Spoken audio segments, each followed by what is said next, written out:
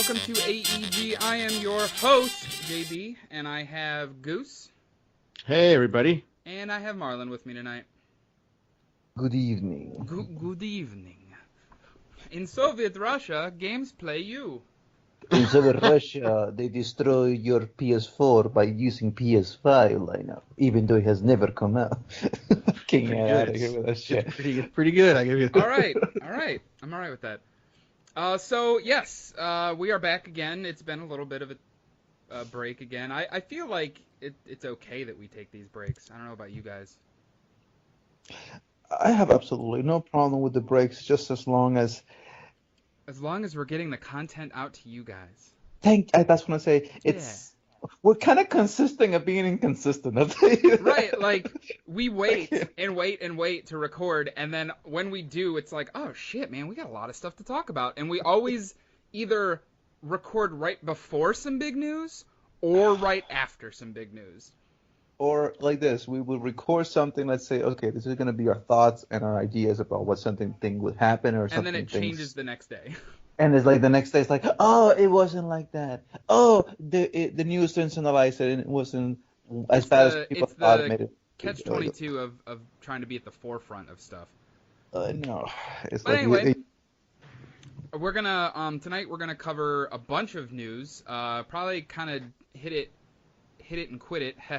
For a lot of it, because I mean, I'm sure if you follow anything games related, most of it has been talked to death, but we kind of wanted to give our 2 cents on a lot of it. But let's start with bring it to the table, what you've been playing, whatever the hell we want to call it this week.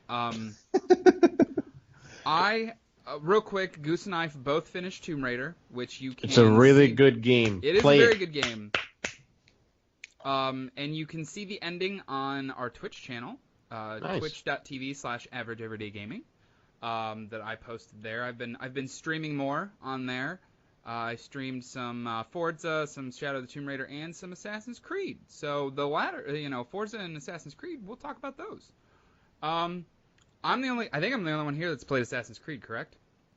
Yes. Okay. Yes. I'll give it to you. It. Yeah. You own it. It is Well, sitting on your shelf. I played that Leonidas thing, and then I was like, nope, I'm quitting. It's gonna suck me in.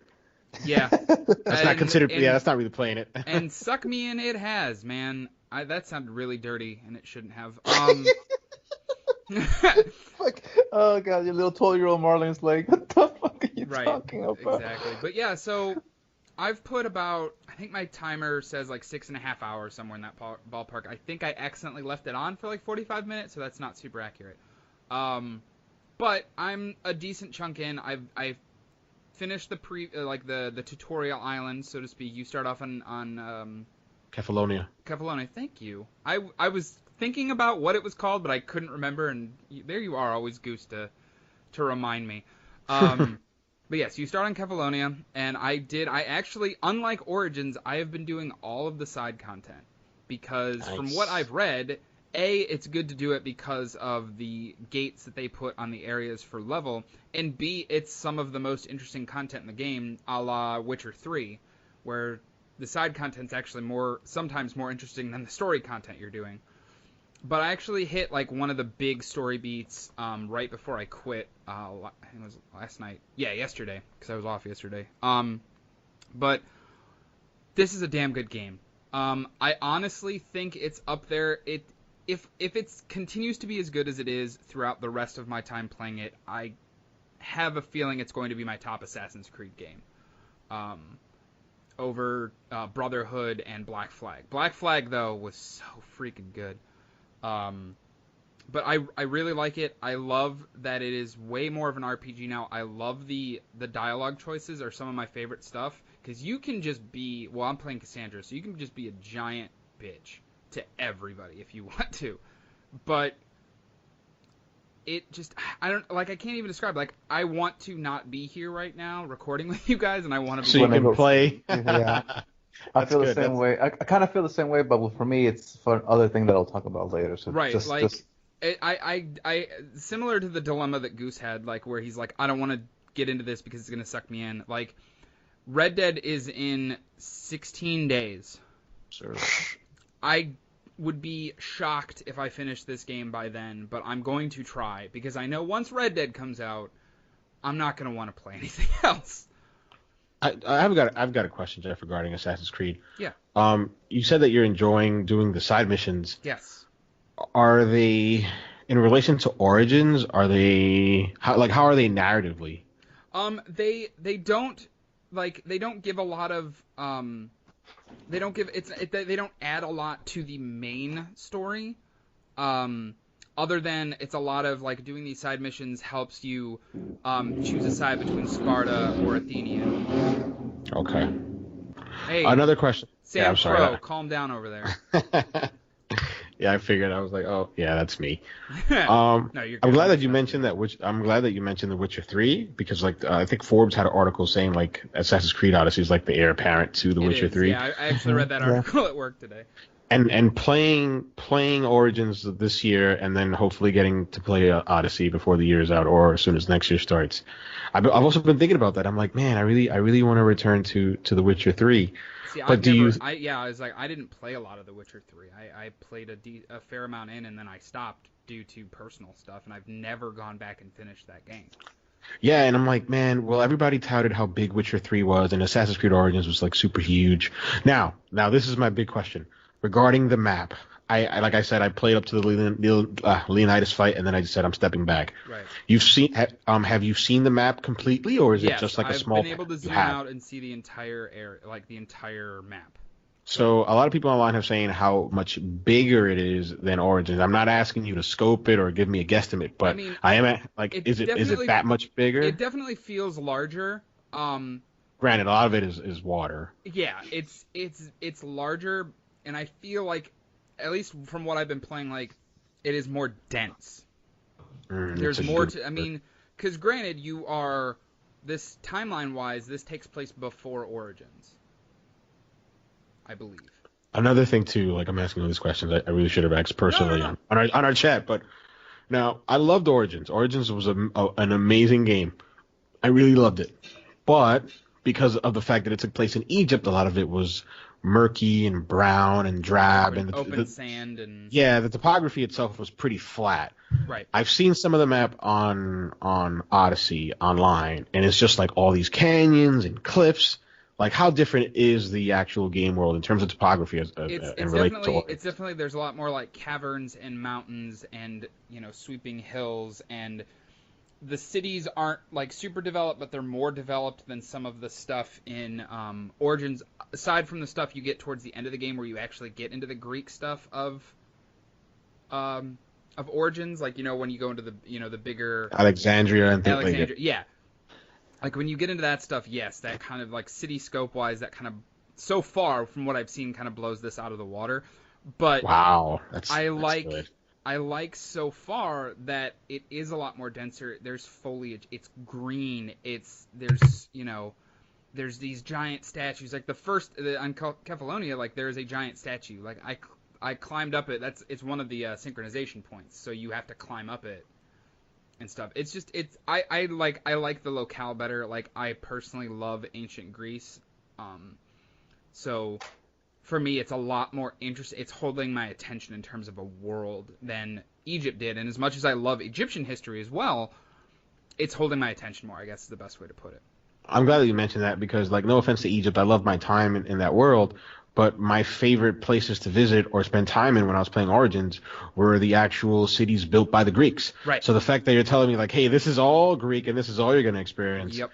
That's really cool. And then a question to the combat. I know that Odyssey doesn't have a shield. Has that affected you in the way I miss it? Oh, wow. Okay. I miss Why? the shield. I liked that style of combat more. I felt like it felt almost like Dark Soulsy, like, oh, I'm safe behind my shield, like I can use my shield for stuff. But I've noticed myself using a lot, because in Origins I used a lot of sword and shield, or a lot of like just like daggers and stuff like short swords and stuff like that. Where so far I've been using, like, for the most part of the game, other than the sword I just got last night before I quit. Which is like a story. It's like a story beat. You get it because of you finishing the story quest. I've been using a spear. Oh wow. Okay, okay, a spear, not a sword. Well, I mean, this isn't like a spoiler or anything, but you are a descendant of a Spartan. Yes, yes, yes. So I mean, it very much, other than having the shield like a Spartan, like it felt like I was playing as a Spartan. And how has Cassandra been in terms of like her voice acting? Like I've read online She's she's been getting a lot of from praise. what I've heard, at least what I read prior to the game coming out, like she is the better voice actor of the two. Not to say that the person who plays Alexios is not bad, but Cassandra is the better voice actress. And I love the character. If it continues, like I said, it's gonna be top three, top two characters of Assassins. Wow. And, It's high praise, man. The best thing you've said thus far, and this always speaks to me when somebody says this. When somebody says, "I rather not be doing this and playing that," right, that always speaks to me. right. Always. So I'm like, man, that's you're gonna be excited, man. And during the pre-show, Goose, you mentioned about the booster. Now I know we're gonna get into it a little bit because you were talking about Schreier talking on Twitter about it. No, we can go into it right now. No, totally. Okay. I mean, if you want to lay it out so that way we can. I bought the booster. Oh, did you? I did. Okay. I wasn't going to, but you know me. I've talked about it on this show how many times. I don't have as much time to play games as I used to. So it would make sense to get that booster. Yes, and the thing was, I had like $5 in my PlayStation account, so I theoretically only spent $5 on it. Fair enough. Fair enough. How's it been working out for you in relation to Origins? Because you played both. From what I can tell, I am leveling up faster. But it's 50% quicker, is it not? Right. Yeah, it's 50%. And it's forever. So I was like, oh, it's 50% until you get to level so and so, and then it's normal. It is 50% experience boost forever. And a lot of people I was reading was, oh, if you buy the experience booster, you don't have to do all the side content. I still am doing every question mark or exclamation point mission, every side mission. I'm still trying to do as many, if not all of them, before I leave an area. Because I'm just that in love with the game. So it has not deterred me from doing any of that. For me, I have a feeling when it gets to the point when I do eventually reach max level, and I'm going to want to just burn through the rest of the story, the main story, and then come back to the side content later, that's when it's going to pay off for me. Okay. At least that was my mentality when I decided, like, yeah, I'm going to do this and purchase it. It makes sense as to why you got it because of your time constraints. Me personally, I was worried because the way like some YouTubers put it online was because I played Origins and like I did everything there was to do in Origins and I didn't have an issue with that. But the way that it was portrayed online was, hey, this is worse than Origins. Like you have like some people were saying, hey, I've got to grind 6 or 7 hours doing side quests and side content in order to level up 3 levels. Yes. And that sort of put me off. I'm like, and I was man. seeing the same thing, and that's why I was like, oh man, like I don't have the time for that. I just don't have, the hours. It doesn't make sense at all, yeah. Or else I'm never gonna finish this game, or it's gonna take me, 6 months to finish this game, and I don't want to do that because there's other stuff I want to play. Now, there is a trade-off with that because, for some people it's like, oh well, I can get this one game and spend 6 months on it. Yeah. But with how I like to enjoy my games and actually, play through it, finish it, put a pin in it, if there's side stuff I want to do later, then, move on to something else, play something else. But I don't think that that's gonna, I don't think it should deter people. Like, if you feel like this is if you don't need to buy it, don't buy it. Don't spend the money. I'm glad you told me that because the way it seemed online was like, hey, like you're gonna be grinding this is needlessly. The only way to enjoy this game is if you buy this $10 extra bonus thing. Like Schreier came out and basically said like, nope, it plays just like Origins, and as soon as he said that, right, I was like, all right, I absolutely agree with Schreier on this. Good, all right, that's a good thing to hear. I'll give it another praise real quick before we move on to Forza. WWE 2K19 and Assassin's Creed came out on the same day. I started WWE first because I was going to enjoy it. But I have not really touched it since I started Assassin's Creed. That's high praise, folks. For those who don't Yep. know, Jeff is the biggest wrestling fan of the whole crew. Maybe the biggest wrestling fan in the world. That's high praise. That's high praise. Like, if he's not playing WWE and he's playing Assassin's Creed Yeah. Odyssey, then you know you got a really nice game on your hands on that. Absolutely. Actually, can you segue into that a little bit? Because there were some questions I wanted to ask. I don't know if you can. About but- WWE? Yeah, have you played it enough that you feel confident talking about it? Yes. Give me. Let me collect my thoughts. Move on to something else that you guys have played recently.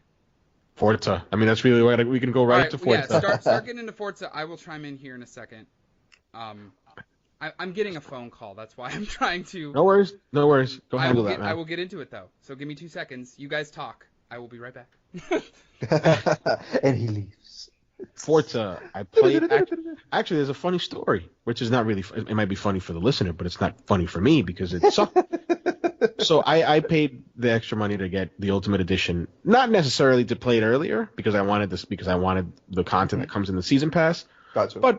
But hey, I could play it earlier, and I had 4 days to burn. I'm like, well, I'm off Friday. I don't go to work until 3 days. I don't go to work until Tuesday. I can play for 3 days. I can play Forza. I can just sit on my big behind and play Forza. That didn't happen because Forza didn't come on Friday. It didn't come on Saturday. It didn't come on Sunday. It didn't come on Monday. God I got it. So you paid the extra for nothing? For literally... No, that's why I said not for nothing because that's why I mentioned, hey, I wanted the extra content, but I didn't get it early and I got it late, so I didn't really get to play much.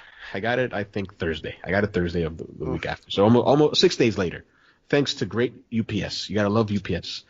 Gotta love it. Gotta love it. Yeah, Beautiful. screw UPS. Beautiful. 10 out of 10. 10 out of 10. I've Not enjoyed bad, by it. the way. Oh, no worries. I've enjoyed it a lot. I've tried both. So with Forza Horizon 4, you can play it on either 4K 30 frames per second or 1080p 60. I tried 4K 30. It's gorgeous at 4K 30, and I thought of leaving it once I switched to 4K to 1080 60 because the way I sit so close to my TV, it looks kind of grainy to me. Right. I said, man, I really love the way the 4K looks, but I was like, I love even better the way the 60 frames per second feels. Yes. So I've been I playing actually, to chime in on that, like, I've played the entire thing in 1080 60. Okay, yeah. 1080 60. It's beautiful. It's a beautiful game. I've enjoyed it. I've played online a little bit. I haven't played it much, but Jeff can probably talk to it more than I can. I've only put 2 to 3 hours. I love the change of seasons. Yeah, I like that they tease you with it. They, like, the more you play, eventually, like, you get to experience all the seasons in your first few hours of gameplay, and then they eventually reset back to where now they're going to change the seasons every week. Like, I think tomorrow Thursday it changes, it's supposed to change to winter. Yep. Because it's been autumn all week from release. And winter is actually pretty fun. One of the coolest things that I like that they did with this game that they didn't do with Forza Horizon 3 is the fact that before in Forza Horizon 3 you had something you would earn XP and you get these skill points that you could spend to buy these unlockables like a horn or it takes it's across the board. Yeah, it would be a blanket skill points that would apply to every single car that you'd play with. But they've made it a little bit more RPG in that the car for Forza Horizon 4, the car that you use is the car that you level up. And there are skill points across the board, but there are also personal skill points for the car itself. Yeah, and they've replaced the leveling system with influence. Yeah, that's exactly what it's called, influence. So before you used to get fans. Yep. Now you don't get fans. Now you get influence, and you build that up. Because this is a modern game, and you're a streamer, and yeah, I get it. They're definitely playing to the crowd. Yeah, they are. Which I guess makes sense in a way. There's actually, it's kind of cool what you're saying, Goose. Sorry, I don't mean to like take the reins away from No, you're good. You're good. But with the leveling up your cars as you go, I've actually stuck with the same car for quite a large portion of the game now. Subaru? What's that? Subaru? No. Oh. What? It's in the opening of the game. It was in the demo as well. So if you played the demo, you know that. The Ford, the Audi, or the no, muscle it's car? the Fiesta. The Fiesta. The Ford Fiesta you drive, the rally car when you're racing the bikes with the smoke. You stuck with that? I bought that car, and I've been playing that car pretty much the majority of my time playing. I switched over to the Subaru and I haven't left it. I got the Subaru. I think I won it in one of my wheel spins, but that Ford Fiesta, man, I love it. I've been doing mostly dirt, like rally stuff. But I actually, I did pry myself away from. First of all, Forza Horizon 4, fucking love it. I love the Horizon games so damn much. I don't know what it is about them that makes them, that's so different from other racers. But probably, I think it's the reason I love them so much is because there's not much like that out anymore. There isn't, like an open world Not racing. really. Like I was listening to Giant Bombcast and they were talking about it, and they're just like that genre has kind of just fallen apart. It's Need for Speed, Forza, and Gran Turismo are probably the only real major players left. Like there's other Dirt. Dirt is still doing stuff. They just announced a new Dirt game coming out in spring. I agree, Dirt's still doing their things, but like racing games are already they're already niche. So like Dirt is like a subset of niche already. Right. So it's like no offense to folks who like Dirt. Like Dirt is yeah, cool. I was saying from what I've heard, like, and I used to play them all. I played Dirt 1, 2, and 3 back on the 360 days. Great games. I kind of stopped after Forza Horizon started because I'm like, damn, I love these games. Yeah, I jumped on the bandwagon with 2, and I haven't left it. And just real quick before you continue, just to go on what you said about influence, they're actually pushing so hard that if you stream through Mixer, you get like 15,000 influence or something. Yep. I may be wrong. It's you get a certain amount of influence. It eventually increases. And it's not even if you just stream through Mixer. It's if you can watch yeah. other people play Forza on Mixer. It links to your account and gives you influence. And that is the reason I'm level 50 right now. Because, yeah, no, you have blown past me like completely. What's that? You have blown past me like completely. It's I'm nowhere near that level. Well, no, the reason I'm level 50 is because I literally left my Xbox on for almost 2 days straight because there are people on Mixer that will just leave them on the you know how they have like the landscape where you can just park your car. You know what that reminds me of? Does anybody remember folding at home with PlayStation 3? Yep. That's when he said that was the first thing that came to my mind. Like, going, what? Yep. I literally left Folding my at home? Xbox on for like 2 separate days, and yeah. Lord Almighty, man! Hey, listen, it works. I love, bro. I love It you, works. I won't If knock it you for works, it. it works. So I change it, right? Get out. I mean, it doesn't. He's like, get out. He's like, Get out of here without. It doesn't really do influence doesn't really do anything. It just gives you a level, an arbitrary level, and a bunch of wheel spins to get extra cash in cars. I put know. a pretty good Character amount of time. customization stuff because they have you can fully customize your actual person now too. I know, Jeff, but the thing that made me laugh about this whole situation was that when Microsoft and the people at Forza were tweeting it out and just tweeting about this feature, it was like, oh, it's gonna be for the streamers, it's gonna give them, exposure, it's gonna make them, get people are gonna game the system. But I was like, this motherfucker, like the first week already gave the system already to his own fucking advantage. I'm like, you gotta be kidding. It's like shooting at caves for loot all over again. Yeah, it's literally the Destiny glitch all over again. The fucking loot cave again. Oh Lord. Yep, it's the Forza loot cave. Gotta love you, bro. Gotta fucking One love of you. the things that I was looking forward to, and again, Jeff, you can probably speak to this more than I can because you spent more time with it, and this is the nitty-gritty of it before we move on to whatever it is we're moving on to next. Sure. The online. Like, you're constantly playing online. Yep. But the hours that I spent playing in the open world, it didn't feel like I could see sometimes on the list, hey, you're in an instance with like 75 people. Yeah, they that's great. But they phase through, and Yep. I don't think the game does a good enough job of steering players to play together. Like in Destiny, and I always use that as a reference because it's the best reference that I have, but they would always steer you to do certain public events or certain things together, and I don't feel that they have that in Forza. Like, what do you have to say about that? They do now that the game's been out a little bit longer. They do the Forzathon where it'll be like, hey everybody, go to this event, and if you all complete these objectives, you all get something special. Okay, I must have missed that. Yeah, because I Yeah. did not experience Because you that. have to get to a certain point in the actual like progression to do Mm, that. makes sense. Yeah, and I've done all the showcases. I haven't done all of the. Did you do any of the where you work for the movie guy? I did some of the showcases. I did the first one that I think it's like through the main path that you work for the movie guy that you jump off this like Yeah, not a cliff, the but tower. yeah, I did that. Yeah, I the did Assassin's Creed, two you jump off a showcases. tower. No. The first one, no, the first one where I've got like a suit on, like a tuxedo on, and I'm driving the. Man, I suck with cars.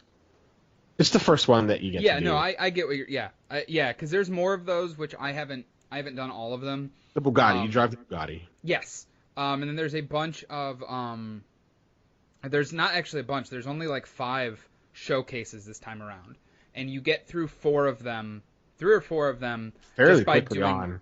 the main by doing the critical path, I guess, of the main. Like as you build up follower or influence, you can unlock all the showcases one after the other. You get it's like okay, it's autumn now, and then you do the autumn showcase, and then it's winter, and then you do the winter showcase, and so on and so forth. You do one for each season, and they added a 5th one, which is my favorite one.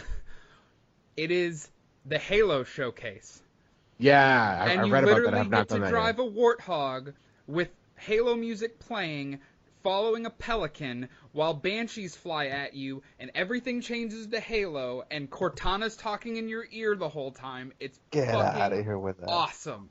It's a Holy nice shit. little homage to Halo. It It sounds. was I can't so wait to get cool. through it. Yeah, I was I was so like that you could have, if you took a picture of me, you could just see the smile on my face. Like just so cool. Such a nice like just little touch that they did. Um And then there's the last thing that's really cool. That was the thing I actually pried myself away from Assassin's Creed last night because I had finally hit because you have to be level 40 before you can do it. And I finally got enough influence by gaming the system. You do this. You work with this streamer. It's similar to how the movie one goes, but it's you work with this streamer and she counts down the top 10 cars in video games. Oh wow. And most of them they'll talk about games, like the games that they are featured in, like oh this one's a rally car for Sega Rally, and this one is this is from Outrun, and this is from That's nice. It's a paying Smuggler's tribute Run. to what came before. I actually like the sound of that. It's pretty cool. It's a very cool homage, and I know Giant Bomb went out of their way to not spoil the number 1 car, but it made sense to what it was. Okay. I will I say got- there I- is I one see. from Project Gotham Racing, which is not the number 1, but it's pretty cool. PGR. Yeah, they actually reference PGR. I miss those games, dude. The PGR games are so good. I miss Bizarre Creations a lot. Yeah, Playground Games is like made up of this like hodgepodge. Oh, yeah, you like, can folks from all definitely over see- the racing genre. Yeah, because during that race, they're like, oh yeah, when you used to do this thing, you used to, perform tricks in your car, and you got kudos in it, and it's like, okay, that's literally the system that the skill point system that Forza Horizon runs on is the kudos system, just revamped. But it's, yeah, like, I love Forza Horizon 4. I actually, because I didn't finish Forza Horizon 3, I finished 1 and 2. I played the ever-living shit out of them. I never finished 3, because it came at a weird time that I don't remember what I was playing at that time. It was, a couple of years ago, wasn't it? 2 years ago? Yeah, 2 years ago. I don't remember what it was, but I never finished it. But yeah, Horizon 4 is like, it's the best the series has ever been. It's fucking phenomenal. I can't wait to see what they do with 5. I can't wait to see what they do with those expansion passes. I mean, That too. That's the thing. I did Game Pass, so I didn't buy the game. I did the Game you're still Pass. paying for the monthly Game Pass. Yes, so. I'm still paying. I'm still paying for this. So I'm actually probably going to actually buy the season pass for that game, because it's like my way of giving back to that company and making sure that they're creating cool content. Hey, Yeah, since it's not bad at all, man. It Um, sounds to me like you've been having a lot the last right, couple like yeah, weeks. I've been like these past couple weeks have been really good for games, yeah. These past and they're couple of about weeks to have been get better. crazy. These past couple of weeks have been really crazy in terms of games. Yep. It, it's Real it's no quick, longer the July or August of this year when there right? was nothing. Where we're literally talking about games that came out 8 months ago. I Um, know that was Goose, you bad. wanted Yeah, to ask me about WWE. yeah. I wanted to ask about WWE and how does it play compared to other. I got a 7.3 from IGN.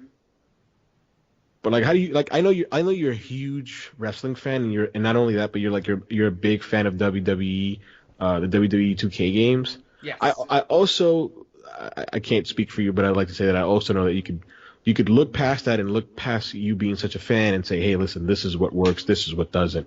So I'm like, all right, I want to hear what this guy has to talk about one of his favorite games. Um, I honestly haven't played a lot of it. Okay. Um, Because of Odyssey you mentioned because before. of Odyssey mostly, and just I haven't had a lot of time, and what I have had time for, I've wanted to spend with Odyssey and Forza specifically. But quickly, Um, as someone who has spent so much time with these games, well, that's the thing. Like, I know that I'm going to play the hell out of this game. but that's because you're like a huge fan. So that like it's like you said, like you've always said it before, and I love that word. You said, hey, it's comfort food, so that makes sense. But do you right off the bat, or is it too early to tell? Do you think this is something revolutionary, or it's just No. more of the same? Oh, okay. There you go. It is more of the same. And a refinement, yeah. It is refined. I love. See, for me, I get excited about adding the wrestlers that I'm watching currently, because that's the problem with the WWE games is because they are, once a year, and yes, they do DLC packs, which they kind of pepper in through the other parts of the year. Like I get excited. I get excited. You get excited about the content that the game Yeah. has, not necessarily Sorry, about the I was. gameplay that it has. Thank you. I was losing my train of thought there. I appreciate it. No, you're good. I think I said I get excited like 6 times. So, but yeah, Yeah, I Mark enjoy. gave you a lifeline. I'm gonna let him Like, hang and I'll dry. help him out. I'll help him out. It's the same thing with I FIFA. And enjoy the content, the characters. I like making up my own storylines. I like putting guys that I want to see. A couple of years ago they did like fantasy warfare in reality, like. That's what I like doing. I like, oh man, I really like Adam Cole, but he's in NXT, and I really like Seth Rollins, and he's only on Raw. Let's make him fight, and see, and play it, and actually enjoy it. Just enjoy coming up with these scenarios and stuff in my head. Gotcha. Like the first thing I did in my universe mode that I created was I literally took them off all their shows, and put them onto one show. So then they can just, let's see what the hell happens. Let's see who ends up facing who. And, like, you guys probably have no idea who this is, and only people listening that are wrestling fans would know who this is. Well, you guys know who Brock Lesnar is. That's Yes, we know who obvious. Brock Lesnar is. But the first match was him against Kalisto. Now, The Kalisto, for Are those you of kidding you, Like a little Mexican wrestler. he's a little tiny 5'6" Mexican wrestler, Yeah, I know. who he is. luchador. Yeah. Dude, that would have been a And I'm funny as like, heck to I'm watch. okay, this match would never happen, but I'm gonna go ahead and play it. And I picked Brock Lesnar, and I beat the holy shit out of Kalisto, just Man, because I wanted to. Squashed Kalisto. Squashed. God damn it. It was a squash match if there has ever been a squash match. Poor little Yeah. Kalisto. Right, but no, I did actually start the career mode a little bit, which they've changed from years prior. It's last year. Honestly, I didn't really care for it. I wanted to like it, but it was just there was so much loading and menu screens and all this bullshit. Where there's an actual story. There's actual like mocapped stuff. Everything is voiced, so actual wrestlers voice. Like one of the first things is like you're part of this like indie wrestling group called BCW, and you're like going up and you're working for this guy named Baron Blade, who's this guy that used to work for WWE Creative, but he but they cast him out because he What was was his name? he was a Baron Blade. He's not an actual wrestler. Okay. But they cast him out because he was too extreme. It's kind of like it felt like they were trying to use Paul Heyman but not have it be Paul Heyman. Okay. Because Paul that's actually what happened. Heyman. Yep. Yeah, ladies and gentlemen. Yep, that guy, Paul Heyman. Man, I wanted to ask you something about the WWE games. I just totally forgot. Fuck. No, you're good. So you work for him, and then they end up showing up. The talent scouts for WWE end up showing up at your promotion, and they're going to look at somebody else, but then you impress them more, and you end up getting a contract. So they sign you, and you like go to Raw, and you meet Triple H, and it's fully voiced. It's Triple H doing the voice, which was cool. And then like he's like, oh, here's your opponent tonight, and it's Braun Strowman, which anybody that knows Big, current strong wrestling, guy, real big big. motherfucker, Real big and guy. you're Real not. Big guy. Like his nickname is the Monster Among Men. Like he is a big dude. So you like have a conversation with him, and he's like, you're gonna be my victim tonight, and like you play the match, and you just get your ass handed to you. Can you beat Like it? it even games the game, and literally makes him start with like 3 finishers and you with nothing. God and damn. You just get destroyed. But can you? Well, this is my question towards you. Can you beat him? Or I is the don't game? know. I was like as soon as it happened, I'm like, all right, I'm gonna do this. I'm gonna beat him because I want to see what happens. But I literally, it was like, I just got wrecked. Oof. I remember my question. I haven't seen wrestling on a consistent basis since maybe WrestleMania 20 in the Garden when Chris Benoit won the championship, right? And when I mean seen, I mean like consistently watch Raw, SmackDown, pay-per-view. Cared about the storyline, so to speak. Exactly. Every I just watch all my shows. So I haven't seen it consistently since WrestleMania 20. Did you watch Super Showdown? No. Okay. No. Is that the Taker Yes. Triple H match over in Australia? Yes. No, I did not watch it. Okay. Sorry, WWE. I'm gonna steal it and I'm gonna watch it. Sorry. You're good. You're good. But it's worth watching, but not worth paying $10 for. Gotcha. All right. Actually, before I ask my question, I got another one. Oh my God. Hunter and Taker have had amazing matches. Does this live up to their last 2 WrestleMania matches? Yes or no? No. Okay, good. I figured they're old. I can get past that. They're old. They're old. It was sloppy. It wasn't bad. It wasn't good. All right. It was what I expected it to be. Figures. All right. Anyway, that's another topic for discussion. Now, I grew up watching the Attitude Era, the guys that I like: Rocky, Austin, Angle, Triple H. If I, who am I'm not even a casual fan. I'm just not a fan. I don't watch the product anymore. Okay. Just some guy who just wants to play some wrestling games. He's like, what? I loved Austin. I want to play as Austin.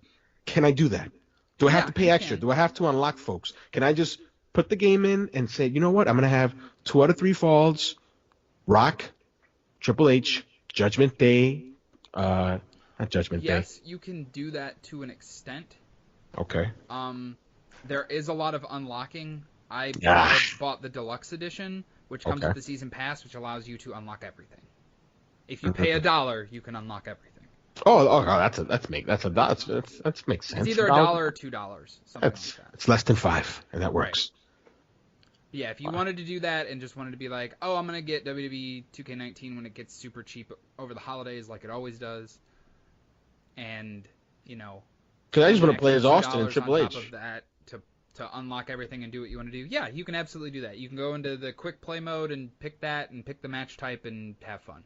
So all right, another one real quick before we move on. When I used to have SmackDown, I used to play the booker, right? I would be the bookie. I would have a notebook with like, hey, this guy's gonna face this guy. Can I do that? And like one of the biggest things in SmackDown that I loved was like once he won the title, like he had the belt, and SmackDown actually had a list of like the champions. Yes. Can I see that? Is there like a list of champions? Universe mode. Universe is what mode. You're thinking about basically. You can you can put guys on shows that you want. You can make guys #1 contender. You can see which champions are on which shows, and make rivalries and pick a #1 contender and all that stuff. That sounds cool, man. Yeah, it's really fun. It's like that's what I do. If you watch me play the game, which I don't stream it a lot, I'm going to be once, things calm down a little bit. But yeah, I mean I like it, but it's not for everyone, and I know that. So. Yeah, what I worry about is that you're telling me all this stuff and it sounds really fun, but like I'm gonna go in expecting here comes the pain mechanics, and I'm not gonna get that, and that's gonna put me off because that's what put me off with WWE 2K15. Like I played it, I'm like, what is this? Like I don't remember this at all. I know. Kind of put me off. But yeah, so that's what we've been playing. That was supposed to be short, but it clearly was not. We're making up for all that lost time, folks. Right. I know. All right, so let's kind of get into some quick fire stuff. I don't want to spend super long on all this stuff because like you said, there's a lot to talk about in terms of news. What would you guys like to start with? Floor is open. Name changes. PSN name changes. Okay. About fucking time, Sony. God, you just took the words and just said them because God. Why has it taken us 12 years to change our PlayStation names? Because Sony is Xbox incompetent. 360 did it off the bat.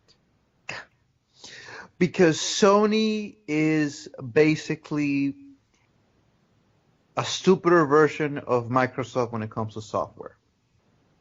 Microsoft knows software. It has created software since the 1990s. It knows what people like, what people don't, and how an interface should and shouldn't work. They know their shit for software. Sony does not know shit for software because they are being... I don't even think this is a software thing, is it? I would say it's a confluence of a whole bunch of things. Like it's software, it's networking issues, it's them not thinking, hey, we shouldn't attach the actual name to the unique identifier that we're gonna use. Like all these things that they didn't think about. And like if you think about it again, we want to go as quick as we can, but it all really goes down to like the way Sony developed things back in the day before Mark Cerny came in and said, "Hey, listen, you need to change things because if not, you're gonna be lagging behind." Like we all know, like the way like it worked back in the Sony days. It's, hey, we have a hardware team, we have a software team. You guys are gonna work disparately. Go get it done. Once they finish, they bring it back and they just cram it all together and hope that it worked. And that's why it's been 12 years since we can't change it. We've never been able to change it. It's crazy. Right. But I'm happy that they've done it. I was actually a little ungrateful. I was complaining about it on the chat, and Jeff was like, hey, be happy that we have it. And I'm like, you know what? He's right. I mean, it's still half-assed. Like, some of them won't work. Right. Like, but it's like, you know what? He's right. Be happy that we have it at least. Right. It's about time, like I said. Yeah, I mean, I'm happy that it's going to be a thing. I am definitely going to change my name to JB the Gentleman, just like it is on my Xbox. No, don't say it. I don't care. Someone's gonna be spiteful and take it. They're gonna take it from you. You do realize. I don't fucking care. Maybe that wasn't what I was gonna do.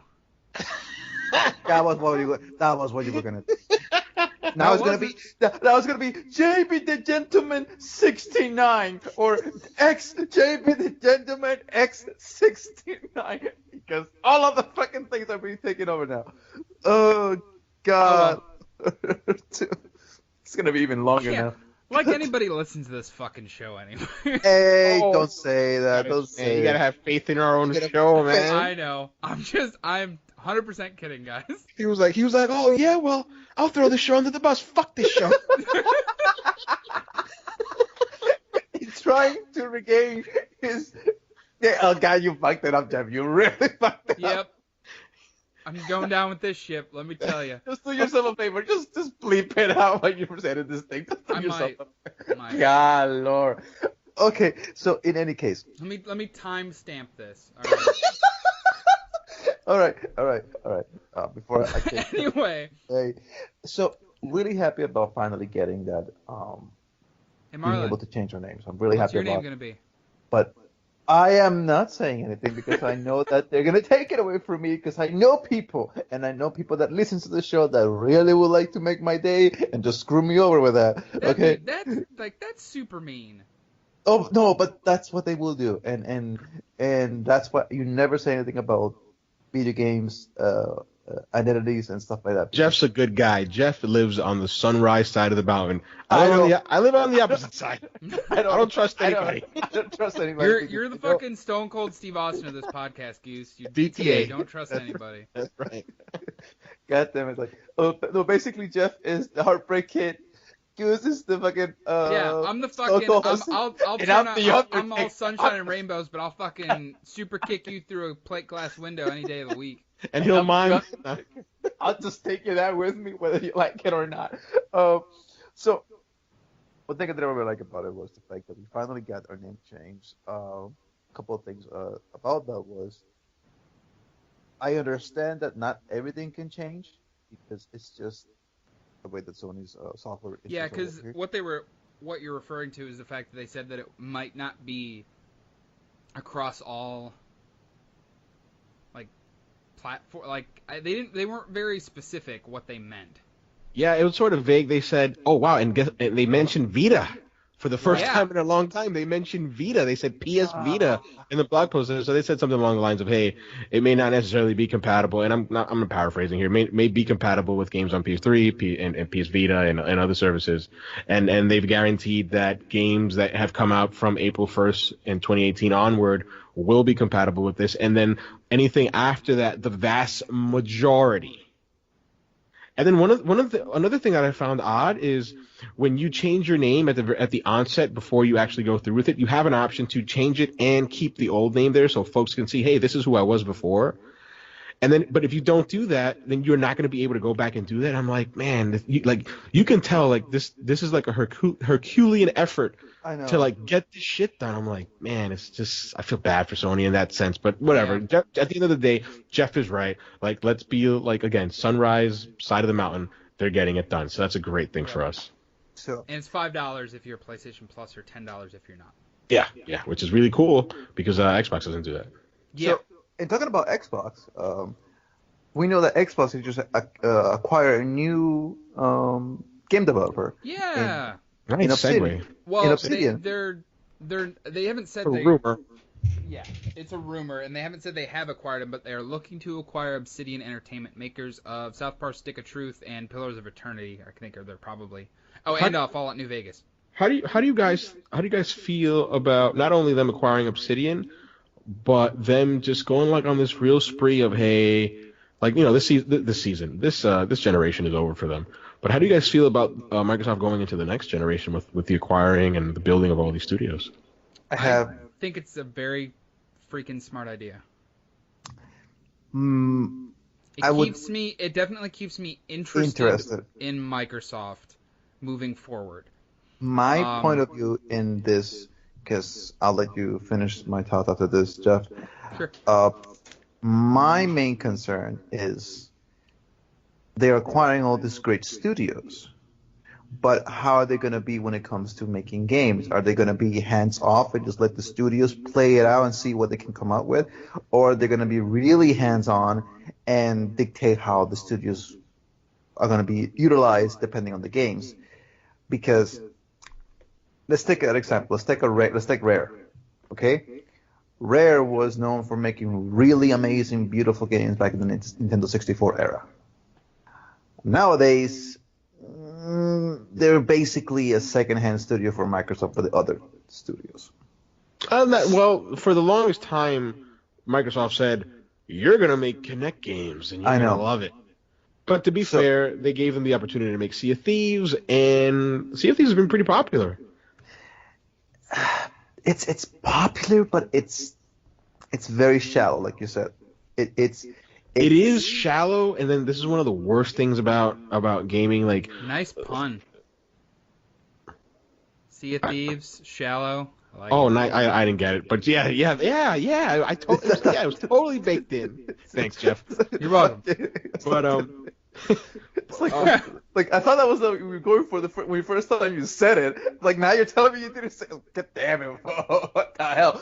All right. I'm fucking everybody up tonight. So Apparently. I'll tell you this. So, So real quick on Sea of Thieves, it was shallow when it first came out, but one of the bad things about games is that, especially in media, is that everything is so transitory that we quickly just move on to the next thing, and they've actually added a whole bunch of content which none of us here have actually. Well, I can't speak for everybody, but I can speak for me. I have not gone back to play. I haven't but gone back since we initially played it. But all the stuff that I read about it is about how cool it is. They added a new island. They added like more activities in the world. You have like these things called skeleton ships that are in the world or in certain instances of a world, and they just come out and you have to attack them. And they're really trying to make the game less PvP, which is what first happened, and they're really trying to make the world attack players, so they have no choice but to band together to take down these things.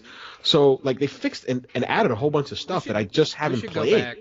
Absolutely. Once Dalton's available, the three of us should go back and give it a shot again.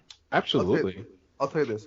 So all right, so I have been put on my place when it comes to Rare. At least they're knowing that they have to. We have get to. what you were trying to say, Marlon. At least they know they have to. But the thing is this, though. So Microsoft is putting itself in a position that it's either going to be in the same level as Sony is right now, basically going to be the same first-party titles. But first-party titles, it's going to be in the same position as them, but or they can move on ahead depending on how great their other services are when it comes to the main question that I'm wondering with this news is, yes, they're building this stable of studios similar to what Sony has with all Naughty Dog, Insomniac, etc.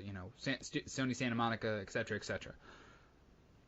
Every one of those games, pretty much, that Sony has put out first party wise has blown people away. Will Microsoft be able to allow the studios to have enough freedom to do what they want to get similar, I'm not saying the same results, but similar results? I'm so happy that I podcast with you guys once a week, or sometimes we take off days, because we really are, not to kiss anybody's ass, but we really are kindred spirits.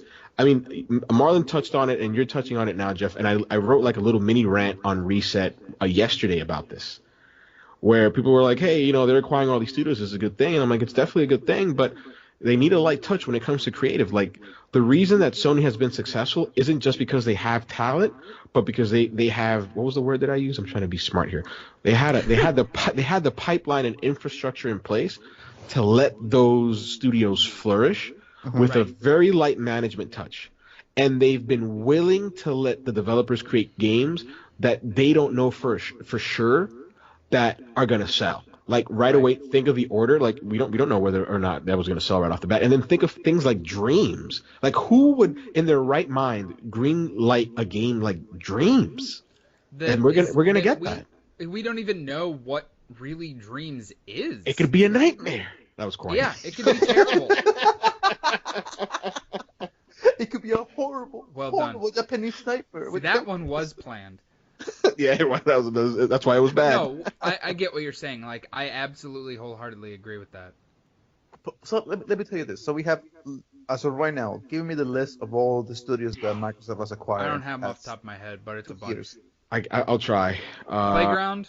So just to start with the ones that they already own. So they own the Coalition, they own Turn 10, and they own 343. And then they have that new Santa Monica studio, which is unnamed. Then you got Playground, you got Undead, you got Compulsion, you got Ninja Theory, and then the rumor is they're picking up Obsidian. Guys, please think if I'm missing one. I can't think of another one. I don't believe so. So I think that's 9, and then Obsidian on the way, maybe 10. That's a lot of studios. So let me ask you this. What kind of franchise can they bring to the modern era that Microsoft used to love? Honestly, I don't mean to cut you off, Marlon, but I don't want them to bring any. If they're not gonna bring something like, obviously Halo's coming back, obviously Gears is coming back, Forza is gonna be continued. I want these new studios that they have now or might have with Obsidian to create something fresh. What I'm worried about is just like people are going to expect AAA games from some of these studios, and just not, like off and the it's not, bat, it's not going to be that. It's yeah, gonna, off it's not we might get indie titles from a lot of these. like Not seriously. indie titles per se, I know what you but mean, but smaller. in spirit, yeah.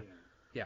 They're not, because like when you look at Ninja Theory, they're a small studio relative to like the big AAA studios. Right. When you look at they Compulsion did games, the they're also DMC reboot. They yeah, did and they Hellblade, which Hellblade. were both phenomenal games. And again, Compulsion, the first game they put out was the one that I never played because I'll be honest, it sucked. It didn't suck. I shouldn't say that. I didn't give it a shot because it just didn't suck me in. But God, We Happy Few. Yep. Like I bought that and I was super excited for that, and it just never pulled me in. I might go back, but nobody heard of anything about it. Like it kind of just came and went. Yeah, so we'll see what they can get. But yeah, I want. But the only thing I'm afraid of is what we have right now, or what we had when Microsoft would announce these big games, and we've seen them. There have been people in the industry that have played them, like Scalebound. Scalebound, man. Scalebound looks so fucking upset. so good. And then it dies. I don't want to see that. And that's kind of like, this is like they're never going to hear this, but Microsoft, don't announce something until you have something to announce. To be fair to Phil, after Scalebound was canceled, he made comments to that saying, "Hey, we've made mistakes by announcing things too early on, and we're going to try to refrain from that." Because I think there was someone in the industry who asked him, "Hey, you're not announcing games," and he was like, "Well, when we do announce them, they're early, and then when we don't announce them, it's a bad thing." So it's a fine needle thread. It is. I mean, and it's not exclusive to Microsoft of announcing things before they're ready to be announced. Oh, hell no. It's the fact that you keep announcing games that then you basically that don't come out. Yeah, exactly. Right. That become vaporware. Or get delayed forever. Crackdown 3, I'm looking right at you. Look at Duke Nukem. Look at fucking Duke Nukem. Talking about 10 fucking years. It's the fucking shit with that crap. So it's we're in a situation. Microsoft. We're in a sorry, this is not Microsoft, but Borderlands 3. Oh no, Randy and that team are working on that. I know, they're working on that. I mean, and as excited as I am for Borderlands 2 VR, which got announced yesterday, I actually truly am excited for that. I have purchased that game too many fucking times now, and I'm gonna purchase it again for $50 fucking in VR. Question. I purchased it too many times. To be fair to you, it is VR, so it will be, I think, maybe substantially different than what you've experienced before. Yes, I agree. Okay, fair enough. But yeah, so. So you guys heard about the Duke being brought back, right? What? That the original Xbox controller was brought back. That's been out for a while now, I thought. Like, I just saw this, like somebody was playing with it on the Xbox One X. I'm like, you're shitting me, right? That's the Duke, right? He's like, yeah. Like, how are you playing with it? Didn't you know about it? I'm like, God fucking damn it. Yeah, it's made by Hyperkin. My God. Seamus Blackley, creator of the OG Xbox, was the one who sort of got behind that and got it done. Thanks. So kudos to him. So, but yeah, Microsoft looks poised to get Obsidian, and they're really poised to hit the ground running next generation. Yeah. We'll see what the future holds for Microsoft. I think with a light management touch, they'll be able to. All I ask before we leave, just all I ask, Microsoft, you ruined the segue. Do me a favor, please do me a favor. Bring back Star Wars Knights of the Old Republic and make it decent, please. I beg of you. I beg of you. Well, they don't know the license to that. That's I think Disney does, or I don't know, either Disney or well, BioWare doesn't own it. BioWare made those games, and Obsidian also made KOTOR 2, but I think Disney still holds that. But hey, if they can somehow strike a deal, if they like the way, actually no, I'm gonna turn that into a good thing before we move on. Sony Pictures had a relationship with Spider-Man, and somehow they managed to parlay that into a relationship with a game. Now they have Obsidian. If they can go to EA and say, hey, we'd love to do KOTOR 3, people would be upset because it won't be BioWare, but BioWare is like busy with Anthem. Obsidian can take a shot at it, and I think that'd be great. They made Alpha Protocol. Alpha Protocol is a good game too. Yeah, I'm not saying I don't want it, because damn, I want that. But you just don't want it from Obsidian, do you? I don't know if I mean, it's not even that. I like Obsidian. Like, I really do. Just not enough for KOTOR 3. Right. Oh, make wow. It VR. Fuck it. Make I'll admit it. Make it VR. Anyway.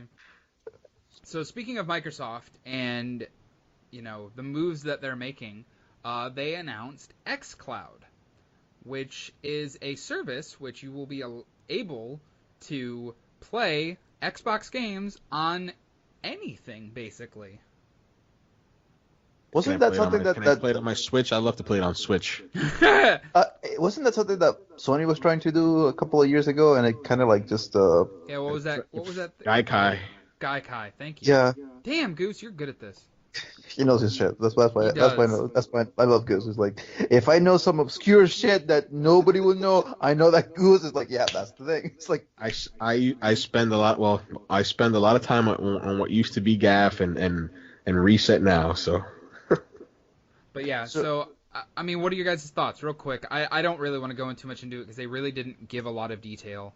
It sounds cool. Give price, they didn't give anything. Yeah, it sounds great. I heard it and I'm like, yeah, I'm gonna be dragged kicking and screaming to the streaming revolution. Hey, listen, that's cool for the people that want it. It's cool for.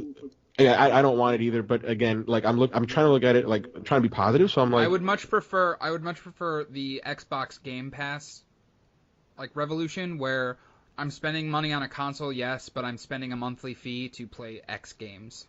Yeah, to play exactly like the Netflix model.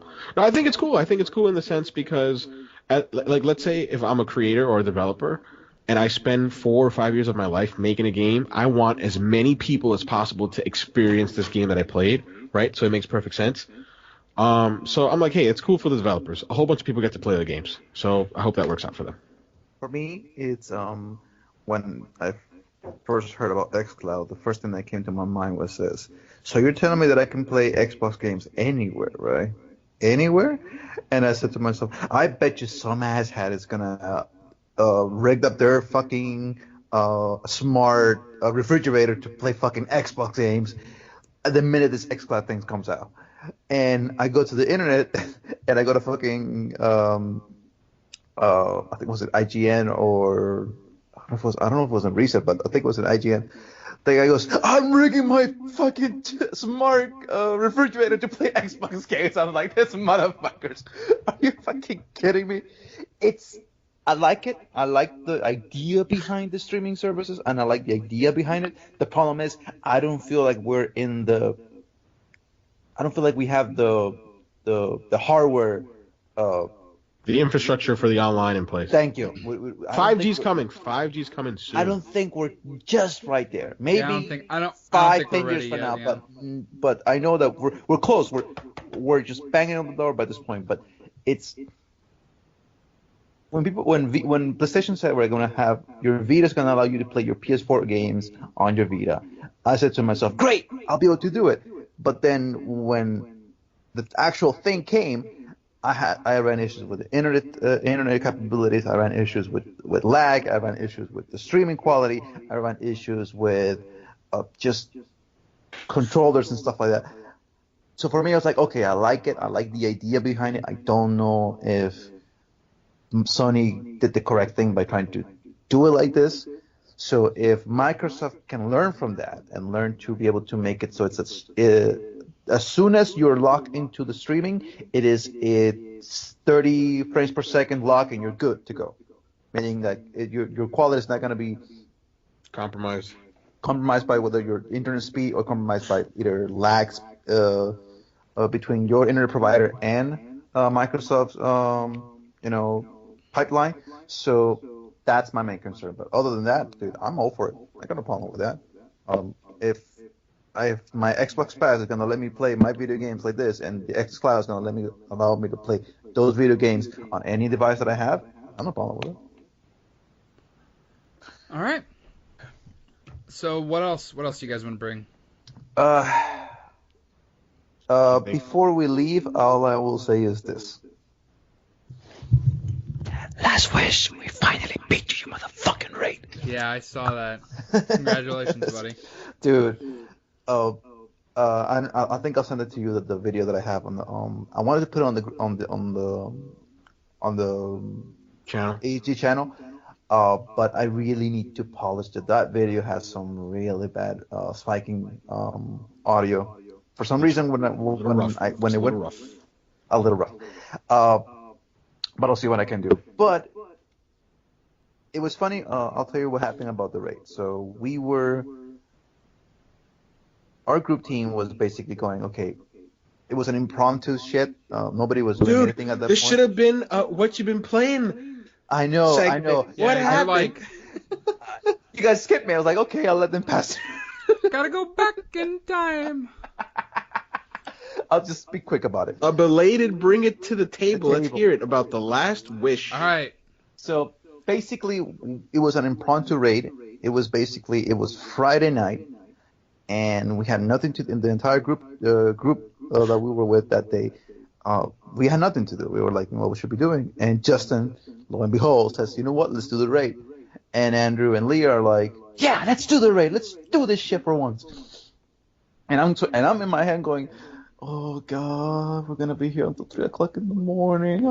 I gotta go to work at 6. Shit, fuck motherfuckers, are gonna fuck me up, man, again. Because like it happened with Crota, it happened with Volta Glass, it happened with Every raid. It's happened with every raid. It has happened with every fucking raid with these people that they always want to do it on a Friday night, and I'm like, can we not do it on a Friday night? Maybe we can do it on a Saturday night where I can actually get some sleep the next day. Like, no, it's every fucking Friday, and I'm like, okay, let's do this. First encounter, we beat it quickly. It was fast. Second encounter, done. Third encounter, done. We get into the fourth, fifth encounter, and we're like, okay, so there's a lot of mechanics that we gotta do. There's a lot of things that we gotta get through it. Let's just hunker down. Let's finish this, and we're done. As we get into the final round of the raid, and we're finally getting into Riven, Justin, Andrew, and Lee are like, okay, so we need to do the strategy. We're gonna go and kill Riven on the first phase. And I'm going to my head, like, do we have enough firepower for this shit? And because you need rocket launchers with cluster bombs, and you need your supers working in tandem with each other in a specific way. If everything works correctly, then you can kill Riven in one phase. You can get into the Ascended Realm, get into their stuff, and then kill her, and you're done. And then you move on to the next part. But we kept just banging our heads against the wall because we couldn't get the DPS down correctly. Justin kept missing his debuff on Riven. The shield wasn't put correctly at times, and we were like, "Fuck, what are we doing?" And The then execution was not there for a little bit. And then Justin says, "Oh." Because they were looking at videos on how to beat this thing, and like, guys, we're in the wrong room. We should be on the other room. And it's like, you have got to be fucking kidding. How long did you guys bang your head against that wall Like until you 30 realized? minutes, Oh, 30 okay, that's not bad. fucking That's not minutes. bad. That's not bad. But we're like, by this point, it's 2:30 in the morning. 30 minutes for me, it felt like a fucking eternity for me. Right. So at 2:30, we finally go to the other room, and like maybe on the third try. You got it. I'm like, okay, we got it. We get into the Ascender realm. We have absolutely no fucking idea what to do. We get in there, and the best thing happens. Lee says, I got this guy. He pops his super. But the way that he pops it is like he jumps into the air, that he pops his super, but the game automatically puts you into the Ascender realm. So all you do is see Lee going down into like the fucking pit, and he just dies. I'm like, well, there goes the super. Like, god damn it, Lee. And the next, we're like, what do we do? What do we do? It's like, no, you gotta follow this path, go up this little platform, and you can do it. We get there, and then we die. Like, fuck, we go over to kill this motherfucker, now we gotta do this shit again. We go back, kill him one more time, get into the center round. This time we know what to do. We pass to the platforming part. We beat Riven. And then we get into the last phase of the raid, which is basically you're supposed to grab Riven's heart, and you're supposed to take it all the way to where one of the Tachyons are. And by this point, it's 3 o'clock. in the morning, and I'm like, shit, man, we can't do this. And we kept banging our heads for like 15 minutes. We kept getting closer and closer, but the execution wasn't there. And then we said, that's it. We're doing this. This is the last round. We're done. And that's the video that I'll try to put on the channel. And it's basically our final run of the night. And we try to do it as best as I can. And the way that it works is this. Riven chooses somebody to pick up the heart. Okay? So it's not something that you can say, okay, so Justin's going to go first, then Lee, then Andrew. No, it's just random. So the two random games that we had, like, they picked up the heart first, and then Lee picked it up, and then Justin picked it up, and we're almost into halfway, and then Andrew gets killed. And by this point, it's only me and Justin. And the heart only gives you a set amount of time before you can pick it up, and if you don't pick it up, then you die. Or if you don't complete the steps that you're supposed to be doing it, you're gonna die regardless. So Justin gets it all the way to almost to the end and says, Marlon, it's up to you, buddy. I picked it up. For me, in my head, like, imagine the most badass fucking, like, what is the soundtrack from Gears 5 with the Horde? Oh. And like, for me, that's going on my head. I'm like, what the fuck am I doing with this shit? Where do I go? So going to the hole, and I'm like, the fuck? I see a hole in the middle of the room. I picked it up. I jumped down, and I realized that I'm supposed to take it like to the stairways. And I'm running, and I'm like, shit! I only have like 10 seconds, guys. And I'm counting in my head. 10, 9, 8, 7, 6, 5, guys, help me, because they're supposed to be having some buffs on the other side of the realm to get me more time. I'm like, guys, 2, what? And then they give me debuff. By that point, I already slamming the fucking heart, and we beat the raid. I'm like, yes, we did it. We beat the raid. Fuck yeah. And I'm like, I'm done. Have a good night. I literally just turned on the PS4 after we won the raid. I went to sleep. I did not sleep at all because my heart was going tutum, tutum, tutum by the entire time. So that Saturday, man, I was fucking dead at the job, man. I was like, Marlon, can you help me with this? I'm like, oh shit, I gotta help these fucking customers at this point. Fuck.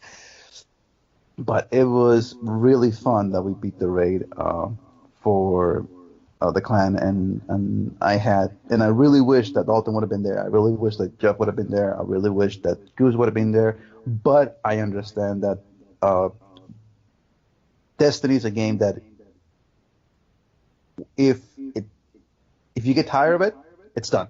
There's not much you can do to go back and play it. So I can understand people like, you know what, I'll just enjoy that my friends are playing something else, and I'll just be hands off. Funny thing about this, I sent the group chat like a little edited video of the final part of the raid, and I put at the end, in memory of Goose /_7 from 2014 to 2018. It's like his Destiny career is over. I'm done with Destiny. I'm just like, So that's what it is. Sorry, I didn't want to bring it up, but I wanted you guys to talk about your stuff. No, you're fine. No, it's good, man. I know, like, the guys give me a hard time. Like, hey, hop back in, and blah blah blah. And I'm just like, listen, I'm happy for you. I'm happy for you. Have fun. I'm happy for you. Right now, I'm not having fun with Destiny. Yep. I have fun with the raid. Don't get me wrong, and we'll probably beat it this week. But I'm not having fun right now with Destiny because I am doing Crucible at the moment, and I am doing Luna's House quests. And boy, let me tell you, if it is a exercise in patience of the highest order. So I will just leave it at that. All right, you guys have anything else? Any post-related issues that you have had? Play Tomb Raider, play Forza. I need friends to play zombies because my friends are just playing Destiny, and I'll be getting zombies this Friday, and I need friends. I'm getting it, Goose. All right, so we're gonna play that. We're gonna play it. We can stream that. Do that, yeah, for sure. I get out of work at Go for it. 5. Go for I it. got to pick up my copy afterwards, but yeah, I'll On be home like around Friday, 7. Well, whenever, it doesn't matter. Whenever you're I would say, available. yeah, we'll do it. We'll definitely do it within the next week. Fair for enough. sure. Yeah, Before we leave, I'm gonna ask you something. Gameplay wise, for Assassin's Creed Odyssey, Yeah. is it more polished than Origins, or is it more about the same? It's about the same. Okay. A little bit more polish. Any crazy bugs that you've come across? A guy got his arm stuck in a tree. That's not. He got spliced. Nice. He tried to. Yeah, I killed him and he like flipped and his arm got like stuck in the tree and he was like holding onto the tree, but only his elbow up was showing. It wasn't wiggling or anything. Like sometimes you get that. Oh man. No crazy spasms. Uh, I did Spartan kick somebody right at the beginning of the game though. Oh, how does that feel? Does it feel It's like pretty punchy? awesome. Nice. Yeah. Like, I Spartan kicked somebody as Leonidas off the cliff. I'm really bummed I didn't get a trophy for it. Have you guys seen that montage on Twitter about people? You know, it's really short. It's like I think like 20 seconds or 30 seconds of people just getting Spartan kicked. I know. I Yes. saw that. It's so cool, especially that noise. it's so fucking cool. Oh. Yep. So I just want to end like this.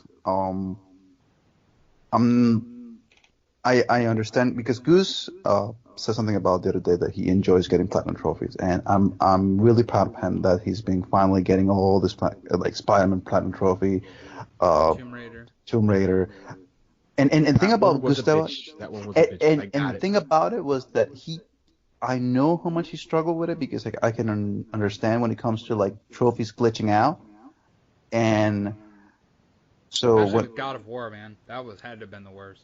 I didn't really mind it because it was such a fun game. I was like, I'll 100% it again. so when he was talking about like platinum trophies and stuff like that, you know, I told my girlfriend she doesn't get it. She doesn't understand what's the whole point of getting a platinum trophy for. And I told her it's the satisfaction of being able to complete something that not a lot of other people would have. You know, it is the satisfaction of knowing that you beat this game in the most difficulty that it can bring. It's the satisfaction that you have something that shows, hey, I'm not just average at this game, I'm platinum on this game. And Yeah, I like that. and It defeats the moniker of our show and everything, but it's okay. no, because what I mean by average, I mean it's like No, for me, I get what you're saying. average for me is like your everyday average guy that just likes playing video games and just enjoys himself. Not like somebody that does MLG Pro or just or gets paid millions of dollars to play video games. That's for me. For me, average is basically any other guy like any people in IGN who just play video games for Whoa! fun. That's basically what I think average is. Dating you. Sorry. But the one thing that she said to me that just made me go, wow, was she went back and played Dark Souls. What happened? And what happened is, Wait, stop talking. Oh my god, you haven't been recording. No, I've been recording. Sound like robots. Oh, okay, you scared me. I oh was like, my god, no! Oh my god, I was gonna do the fucking highway. We've been recording for almost an hour and a half.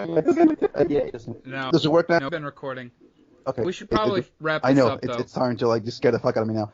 No, I was just gonna say that. No, you're good. Let me. I don't know what the hell is going on with you guys through my speakers, but yes, all of you for listening. I don't know what happened. I don't know if you guys even are here, but it sounds like so. Check us out on Twitter and Twitch. So please check that out on there and on YouTube at Everything. And until next time, we will talk to you later, everybody.